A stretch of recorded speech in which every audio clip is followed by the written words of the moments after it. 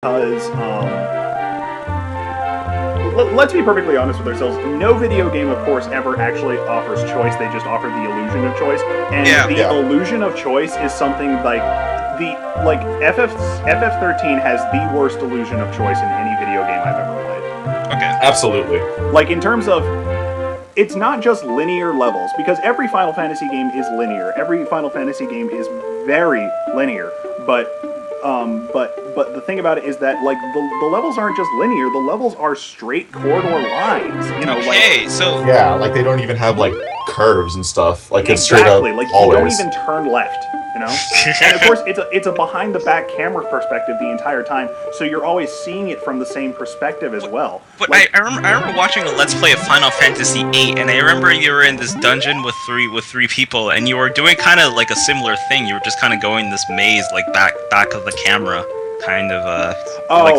That's completely different. The way that maze, that is the Tomb of the Unknown King, and the way that maze works is that, for example, you can turn right, and then like you'll still be facing forward, but you're facing east now, and like that's how like the idea is that level design kind of like communicates the like the scariness and the disorientation that dungeon left with the other people who went into it.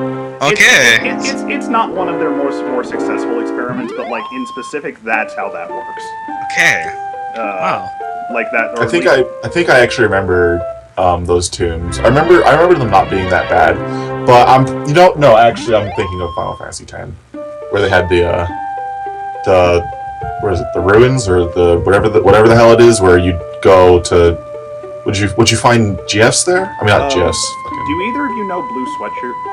Yes. Yeah, that's Lulu. She's my roommate. Yeah, that's Lulu. Oh, she came to Montreal once. Yeah, totally. Yeah. Oh, hey, Lulu. But yeah, I'd say Lulu. I completely agree with what you're saying. Which is interesting because Final Fantasy's religion is radical reinvention between titles. Sorry, I'm just. Yeah, like every title always has like a completely different storyline, and like even though there's always the elements that are like similar between the games, they're always like way different from each other. Like they never really have continuity. Same frame, different painting. Oh, exactly. Did I die again? God damn it! Which actually is definitely interesting when you consider that every Final Fantasy game is supposed to be different, and yet so many of them are rooted in like all of the exact same mechanics and systems, and don't really stray that far from each other. I'm gonna restart the game real quick. Okay. Something go wrong? I lost the music on it. Oh wow. See, what went wrong is that he decided to play Dragon Quest 1 on the Super Nintendo. Oh, okay, alright, okay, I see that. Yeah, that's a pretty good problem there. Yeah, it's no big deal. Uh-oh, Sean Allen's here, my boy! Yo, I talked you up during the Fire Hose stream that I was in earlier with Sean Baptiste when he was streaming Joylancer. Yeah. Can I just say that I am so happy to see people like streaming Joylancer? Like I've seen like 4 Joylancer streams in the last 2 days, and it's awesome. Yes. It's fucking awesome. Yes. I love it. Who did a one-sitting Let's Play of Final Fantasy VII? Jesus. What the fuck? That game is like 30 hours long, at least. That game is 40 hours long. When you're not doing like side quests, you know.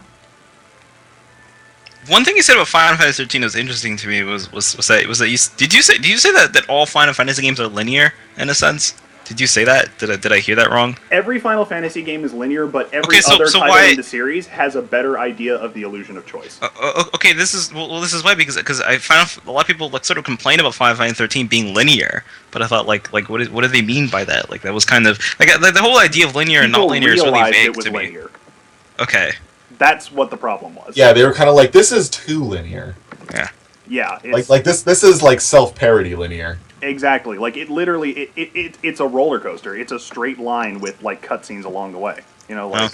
Yeah, like it's not exaggeration. For the record, I don't even have a problem with it. It just doesn't work in that game. You know, like. Yeah. It's not like exaggeration when it's said that like some areas are really just straight lines that just don't turn. Oh shit! Let's go. Solin's in there too. Oh man, this is the best. We're all partying. Holy shit, Zoya, what's up? What's it called? By the way, Solon and I what happened to my sound? we do a stream on Sonic 06, on Sonic 2006, the Xbox 360 game. Yeah, I've heard about that. I haven't seen it yet. It's a fucking journey, man. It's a real fucking journey, and it's just Sonic 2006. And Solid and I we just power through that, and it is something to watch. So make sure you go on Rainy Day Let's Play and make sure you watch that, because there's the plug. It's a thing, man. Like, Sonic 06 is a video game. I will say that much. It's truly. Holy shit! There's so many cool people in my stream chat right now. Oh man, yeah. Chaz, what's up? Hey, dude, get on Skype and get in the stream call. Dude, let's do this. Well, you see, the thing is that it's 6:43 over here, which means that everyone on this side of the city is like waking up now. It's 6:43 in the morning. No. 3 p.m. 6:43. No, if it was 6:43 in the morning, I wouldn't be here right now. They did an MGS 1 to 5. You know what? Actually, that's a lot more possible. Wait, did you skip every cutscene? Which you shouldn't do, but did you skip every cutscene? You have to watch every single one. You should play Metal Gear Solid 2 like once a month, and you should watch all the cutscenes all the time. I was actually watching Solon play Metal Gear Solid, the Metal Gear Solid games, and I was watching Metal Gear Solid 2, and none of it made I remember the part where the dude with like the hair that goes to his shoulder, and he's looking at the chick, and he puts his hands on her cheek, and then she says, "Don't forget me, okay?" And then he says, "I know," and then it cuts to like a scene with a dove flying in the air, and then a city, and then I'm serious. What is this fucking game? And then like it just cuts to red sepia footage of like what I assume is New York City, and then like the dude and the chick, they're like talking about having kids or something, and like how they're gonna teach about philosophy. I'm like, what is this fucking video game? Like, it's the weirdest fucking thing I've ever seen, but whatever. It's the best video game. One of my absolute. I'm pretty sure the last thing they do also, they have a sword fight. Oh yes, it's the best. It's the fucking best thing. Like, the moment they give Raiden the sword is the moment that I was just like, this is the greatest game I have played in like 10 years. That's actually really important because, and this is James Howell's idea and not mine, but the idea essentially there is that Metal Gear Solid 2 is like reliving the idea of Metal Gear Solid 1 inside an entirely different game. And so the idea is to break out of that, that Raiden has to be able to assert his own identity, and he does that by claiming a sword as his weapon. Yeah, exactly. I love that shit, especially because of like how much like from what he was in 2 to like what he is in 4 to what he is now, it's like, it's perfect. Yeah, they actually did that character arc really well. You know, like, isn't Raiden in Metal Gear Rising too? He is the star of Metal Gear Rising. Okay. Yeah, he is complete. He is Metal Gear Rising, basically. Like, if like without him, it would be a good game, but with him, it's like the perfect game.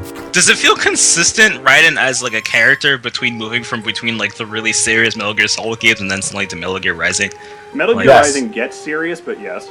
Okay. The thing about Metal Gear Rising is that it's a game that it like acknowledges the fact that it's a video game and it has fun with it, but it still carries like, which makes it a Metal Gear. It still carries that Metal Gear spirit and that storyline and like, you know, having a point behind the story and, you know, stuff like that. But like it doesn't really take itself too seriously, especially when Quentin Flynn goes Batman voice.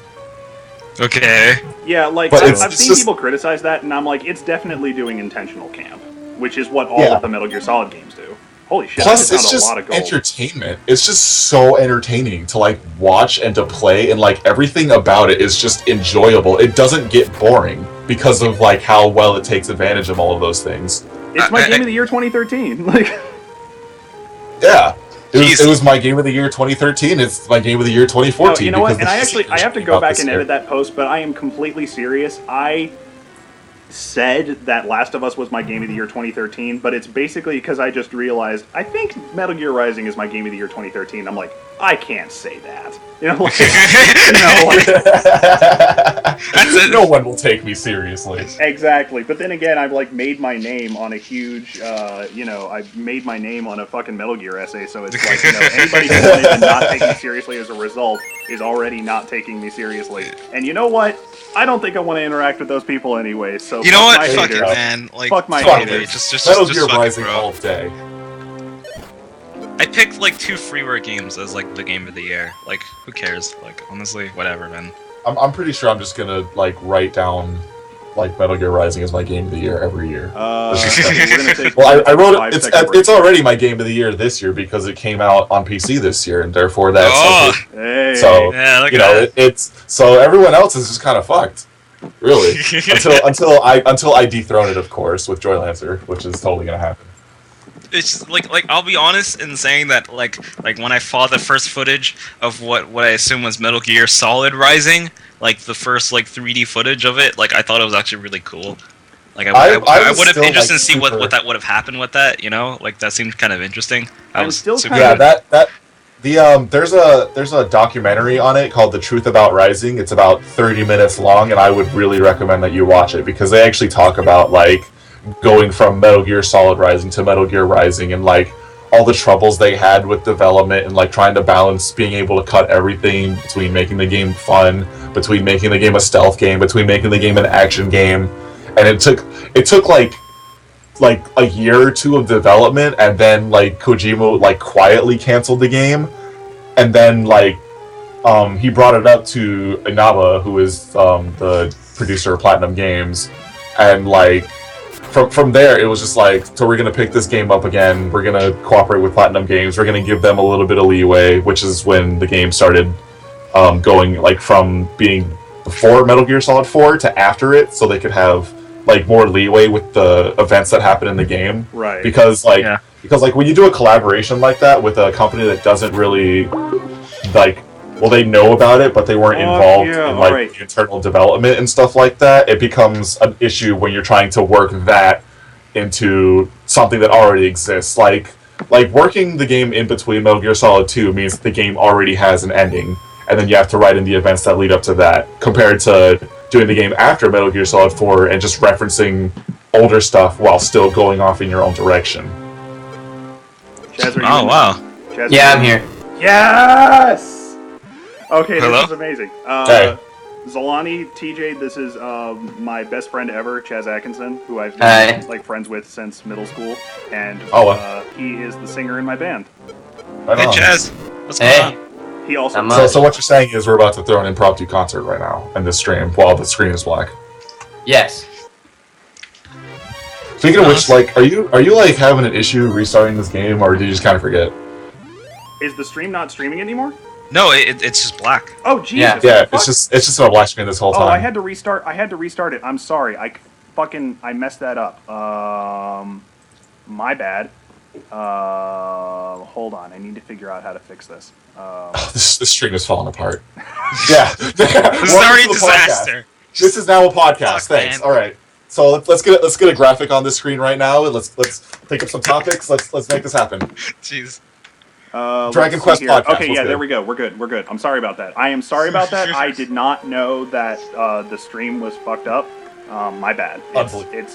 We should be good now. That's gonna be a fun looking at the archive. Yeah, I'd say it's that. just like 30 minutes of darkness, and now the game is too small. So Chaz, tell me how you felt about Metal Gear Rising, because that's our topic right now. Before you do that, make sure to fix the ratio of the video, because now it's very tiny. Oh really? What the fuck? Okay. Yeah.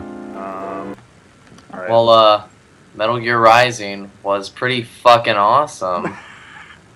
Right? I mean, I'm a the huge. screen is small. Yeah. I'm a huge Metal Gear fan, so that just was an even great addition to the fucking experience. Let's see here. We weren't we gonna like do a thing where we were gonna like sample a bunch of Metal Gear quotes at some point? Yeah, especially a dud. Yeah, one of the classic silly MGS. Oh, hold up. I think I can make this correct. Okay, tell me how that works. Give me a couple seconds. Also, I think your screen right now is really small. It's yeah, like we're working on that right now. I think. Yeah, okay. we're fixing that up. Okay. I had fixed this before, but attempting because to. I cut off the program in the middle of the broadcast, I messed it up. Oh, Twitch lag is killing me. It should be arriving soon enough. It's on the top left right now, but it's still small. Oh, I know what to do. I think I know what to do. There we go. Yeah. That should do it. Okay.